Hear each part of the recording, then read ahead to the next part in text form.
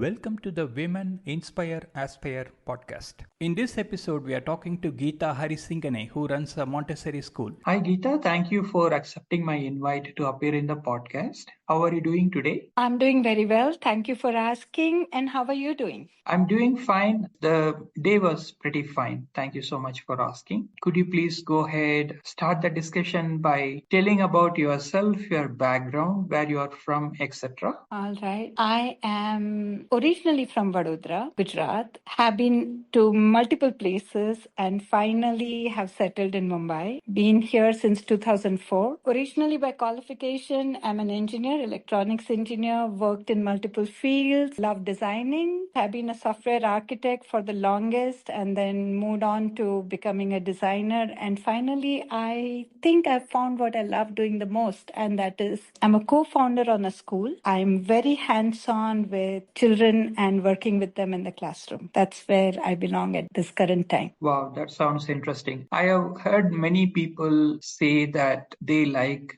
working with the children closely. In fact, people from many professions, I have heard that they like to work with children and interact with children, work in the field of education. So what are your, if I may ask, value systems that makes you work with the children? Is it the joy of working with the children, or do you have something else apart from that too? So for me, of course, I have always loved being with children. I mean, there was never a question about that. I mean, if you were to see me in my past life and if you found me ever present near and around children, it used to be always a blast. I mean, we just had a lot of good time, but I never thought I would get into education ever. That was never on my cards, at least not in my plan. But having my child kind of changed a lot of things. So when my kid started going to school, even, when she was very young, 3.5, I was absolutely okay because as parents, you engage a lot more with children when they are younger, kind of feel they're dependent on you. Of course, they also have the joy of spending time with you. But as they grow older, you kind of take a little backseat, assuming the school is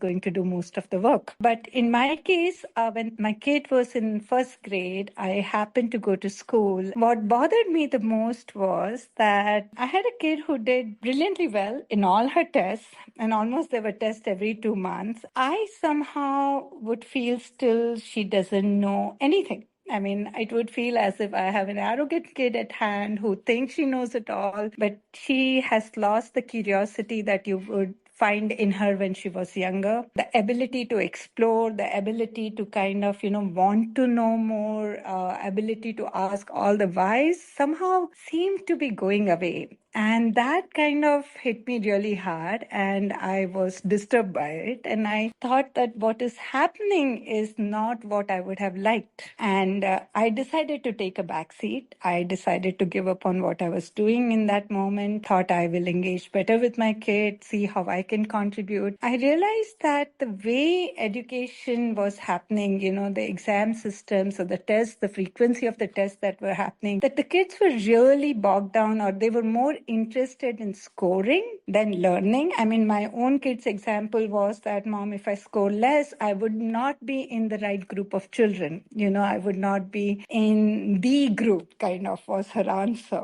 And I was like, but what does that really mean? And she was like, you got to score well to keep up with the friends. So multiple such episodes and incidences kept telling me that, we were closing on children very quickly with the pressure that they were facing. And so I thought we got to do something about this. And I started writing my own thoughts about what I feel education should be. And then I also started reading a lot more, started teaching, thinking, it's one thing to say that I find fault in something that I see, but it's another thing to say, whether can I really get involved? I mean, do I have it in me to be, getting involved at the level of, being contributing to the children in their academics, or, making them see the light of a subject matter in a particular perspective. I mean, all those are very different skills. And I wasn't sure then, but slowly, steadily, as I started getting my hands dirty, I got more involved with the children. I started teaching teaching children, I thought I just love it. And I love bringing the value or the worldly value to education. I love, bringing exploration to it. I feel that what you do with your hands is never lost. And I think you should bring a lot more curiosity and questions, narratives to the way of learning. And that's what brings me to education. Wow, wonderful. So, do you have a specific methodology that you follow, or do you have a system or something in which you impart the education? Yes, so when I got started with it, I was teaching 12th graders.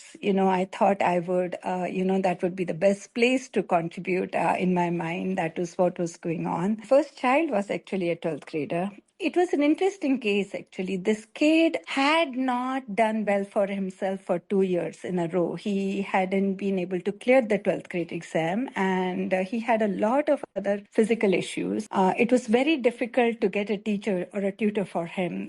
That is what I was told at that point in time, and because he didn't have a track record of good score. And this kid, interestingly, if you were to ever speak with him, he wanted to become a doctor. And if you were to ask him, why would you want to do medicine? And he would say, no, I want to contribute. I just want to, make a difference. I want to take care of people. I want to hear them and see if I can, make them be at ease with their bodily arrangement. It was very interesting that, against all odds, where everybody was telling him that you give up on the field that you're dreaming of and, pick up something easy, you'll be able to clear 12th grade. This kid was hell-bent, actually. This reference came to me from a friend. I mean, she said that nobody wants to teach him. Would you teach? I said, see, I can't teach. I mean, I'm just getting started. I'm trying to explore. But what I can really do is I can spend some time and let's see how it goes, because you cannot teach 12th grade curriculum in 3 months. It's not possible. I was meeting him in January. He had his exams in March. I said, but he's been working for last 2 years on this curriculum. It's just not possible. He doesn't know it. So let's go ahead and see what can we do about this. I started to meet this child on a daily basis.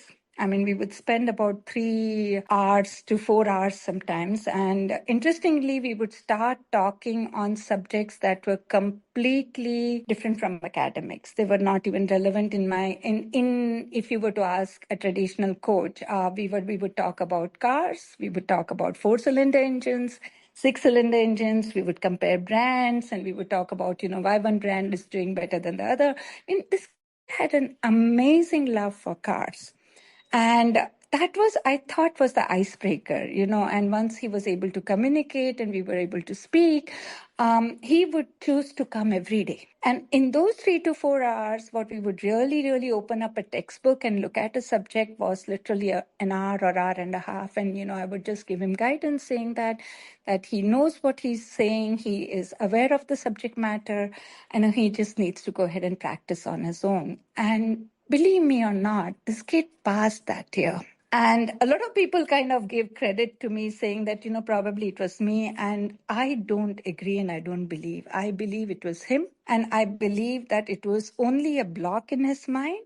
I just believe there was just too much pressure and burden. I think I just created space for him to be able to feel at ease and kind of start believing in his own self. I think that's what made the change. So for me, there was not a pedagogy or a philosophy, but more so an idea that which said that what we are doing to children is that we are bogging them down. And what they really need is more a connect with themselves and the subject matter the way they like it. And that's where I started. I mean, that's exactly where I started. And I said, I am going to try teaching subjects that I love the most. And those are physics, chemistry, and math. And I'm going to start talking about the subject matter in a way that helps the children connect with the real world. And I started doing that a lot on a pro bono basis. I would just publish that or announce that or broadcasted that to my friends saying, I'm available. I want to spend some time with children. And these are the subjects that I really want. I'm interested in. And I did get a couple of kids who did come to me, and exactly, the structure that we had was what I told you.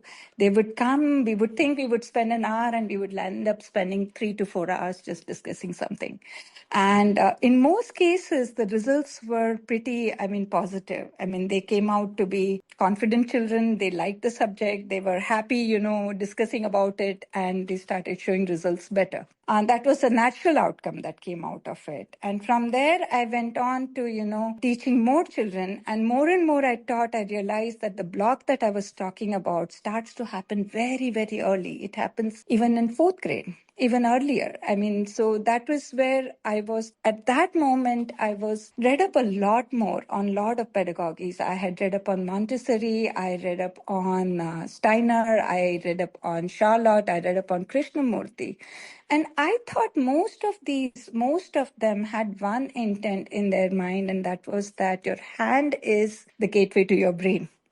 And most believe that, you need to give the space to the child and allow them the comfort, of learning at their own pace, which was great. But Montessori hit me a lot. I mean, I love the idea of Montessori. I like the idea that, you have didactic material. It allows you to have concrete experiences. It allows abstraction by concrete experiences. Plus, it doesn't create or it doesn't bring in an ideology of an adult into the classroom. It brings an environment in, and the child builds their own sensibility of what they are learning. And I thought that was very powerful. Though Montessori was not on my radar even at that point in time, I wasn't thinking that, I would get involved there. But it so happened that I was renting a space for my students in the evening, and that was a Montessori in the morning. And I was fortunate enough to, play with the material, kind of experiment with it. And I fell more in love with it, actually. And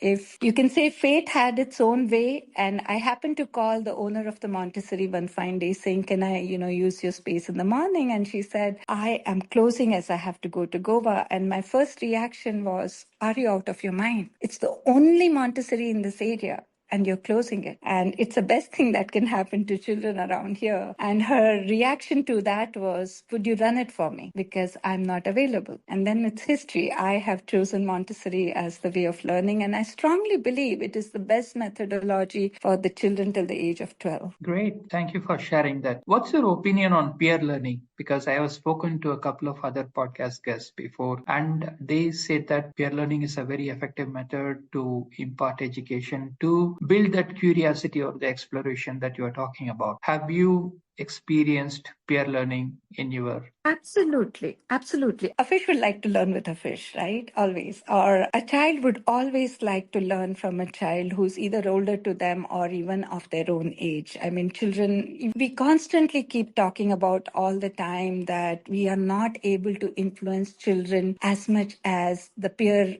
that are able to influence them. I mean, it is so right. I mean, my daughter would listen to a friend better than she would listen to me as an adult, or even her teacher for that matter. I mean, the order in which the children listen is actually their friends and then their teachers and then their parents, I mean, as they grow older.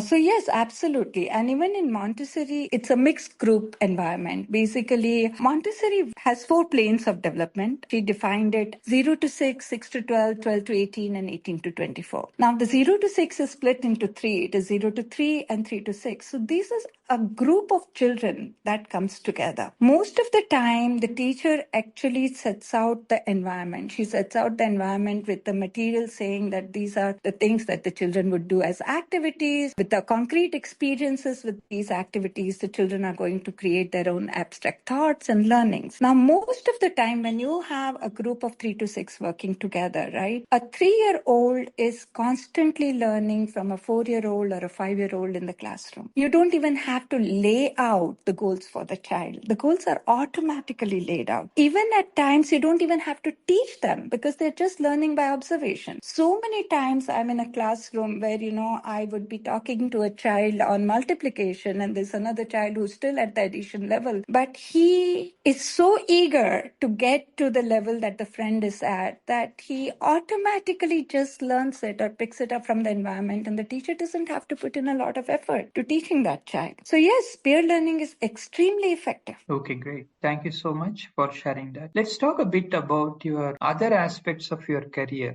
in terms of, you said that you worked in software also, but your background is from electronics. So could you tell us a bit about those backgrounds and your career, what you did in software, etc.? Sure. So I graduated in 93 from Vadodara. MS University, Vadodara. And at that point, we didn't have many options in Baroda, actually. Not many industries that were involved in, per se, electronics. So my internship or my project, my final year project is with Anjulim Electronics. I don't know if you remember the STD PCOs that we used to have, the call offices, public call offices. Yeah.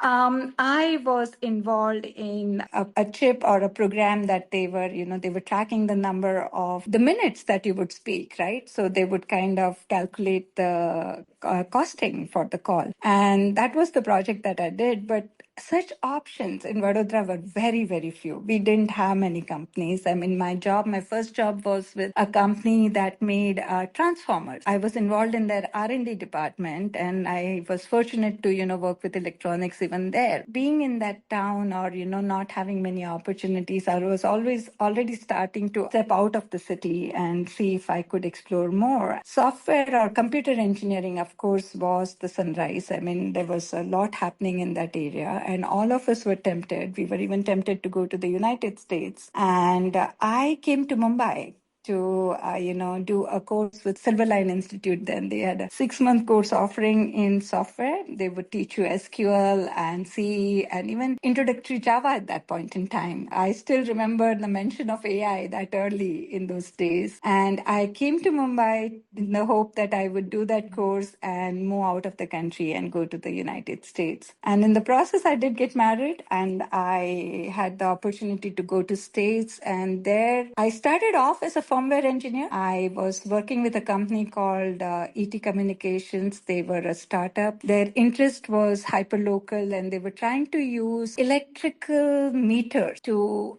have access into homes and, be able to, like now we have the internet, which kind of you're able to look up things all over the world. And the idea was to have an hyperlocal connection through electrical meters in every household. I thought it was a great idea then. I mean, when they started off. And that company had broad spectrum needs, and they had not only firmware needs, but also software needs. And I got an opportunity to move out of firmware into software with them, went ahead with the same company in 2 years to become their systems architect for their backend systems. And then happened 9/11. The company closed down. I mean, it was a startup. The funding was lost, and we had to close shop. My next opportunity was with something called HX Systems, and they were bought out by First Data Corporation, and they were the first online payment system. I just continued to work in the software field by then. That's what is my background about software. So when did you come back to India? 2004.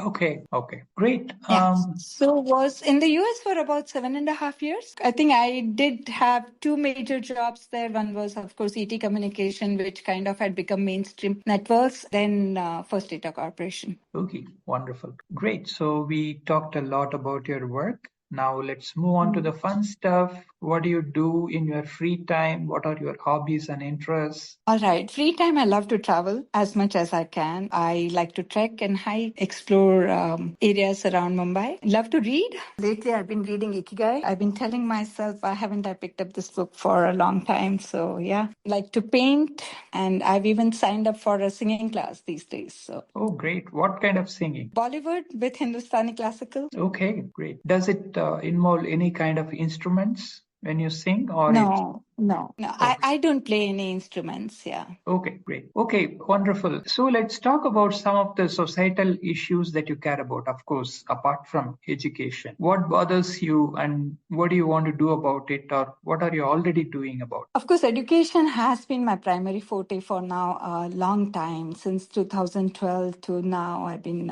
keenly involved. I mean, very closely involved there. But at the same time, other main interest or personal interest is also to let the young kids find their own voice, especially the girls. I personally believe that there is a lot happens in these. Okay, how do I say this? Because I don't want to hurt any feelings here. So I'm trying to find my right words here. People define themselves a lot based on how the society views things. Feel that they are living a life that they haven't chosen for themselves, kind of got chosen for them, whether it was, you call it destiny, or it was expectations from the society, or it was trying to fall in step with something. And I see them struggle a lot, later a lot in terms of coming out and finding a voice for themselves, or, finding an expression for themselves. And I'm meeting more and more of these people. And I just feel that somehow it is important to create a platform where people can feel comfortable in their own skin and are able to explore or be who they are and not feel guilty about themselves. And I think that's something as a society we need to step up and, be flexible and open and, accepting of everybody having their own stance. I see relationships distort because of this. I see choices distort because of this. And at my way, I'm trying to see if this can be, addressed early on in the childhood itself, because I feel a lot is coming from there. Lot is coming from, how we define things, and then we expect that everybody kind of falls into the norm or aligns. Take away that individuality or expression from people. And yeah, I try my very best that if I can support and play a role in that space, whoever reaches out, that's one. I mean, other than that, under the school umbrella, we do a lot, bringing parent and children together. We make sure that we kind of are creating a cohort or a village that can raise a child, try to bring in a lot of life skills into play. So a lot that happens in the school forum. But from a societal perspective, I just feel that we need to find equal voice for everybody. I think that's very important. I think some of the other podcast guests have also shared that, there is a lot of bullying happening in the schools, and the early onset of superiority or the dominance of someone over others. When people express themselves, if they have the opportunity, everyone has the opportunity to express themselves. There might be some special abilities or capabilities, but at the level playing field of everyone having the opportunity, I think this issue can be addressed well, and school is the best place to start this thing. So you're doing a great job there. Thank you for sharing this. We are coming towards the end of the podcast. Do you have any questions for me or about the podcast? Venkat, after being here, I kind of felt that I should listen to your other podcasts as well. I mean, I would love to listen to, other guests speak. So yeah, I am going to go back doing that. If you can point me to what I should be looking out for when I go to Spotify. There are a whole bunch of education related podcasts that I did. I think that would be a good starting point for you. If you go to the YouTube channel, there is a playlist, a variety of guests from different capacities have spoken about education. So I think that will be very interesting to listen for you as a starting point. And of course, there are people from diverse fields, from data science to marine biology to dancing to singing, guests who have spoken about various things. So I would encourage you to go through all of them when you find time. Sure, I will do that. And one last thing, when you asked me how, in a way, you would like to influence society other than education, the only message that I really want to leave out over there is that we bring in a lot of baggage, all of us. Somehow the baggages that we carry are what decides or defines the society. So I have an honest request, especially to the parents and to the adults who are involved with children, that when we are in the schools and when we are with these very young and naive minds, it's very important that we leave our baggages behind. Right. And it's so difficult. Yes. Even for people who are well educated and well experienced, I have observed that even in myself, I have so much of unnecessary thoughts that are going in my mind on a day-to-day basis. And I won't say shut up myself, but it's just that I don't give importance to the thoughts that are happening randomly. I realize that it is from the baggage from the past impressions and so on. And so I try not to give importance and then just try to observe the situation as it is rather than making a judgment. So that's a starting point that I come from, and I try to practice it. I don't know how effective it is, but I try to do that. Thank you so much for participating in the podcast and spending time with us. I wish you all the best in your life and whatever you aspire to do. Please take care and bye for now. Thank you, Venkat. Thank you for having me here. And it was nice talking with you. Yes, likewise. Thank you. Bye-bye. Bye. That was a great podcast with Geeta Harsinganey. Please subscribe to this channel and follow it for more awesome podcasts. Opinions expressed by the guests in this podcast are their own. The host or the sponsors of the podcast do not condone the opinions expressed by the guests or the actions arising out of those opinions. Any decisions or actions that the listeners might take as a result of listening to this podcast must be based on their own judgment and will be at their own risk. The podcast host or their sponsors will not be held responsible for the consequences of any actions and or decisions taken as a result of any content in this podcast.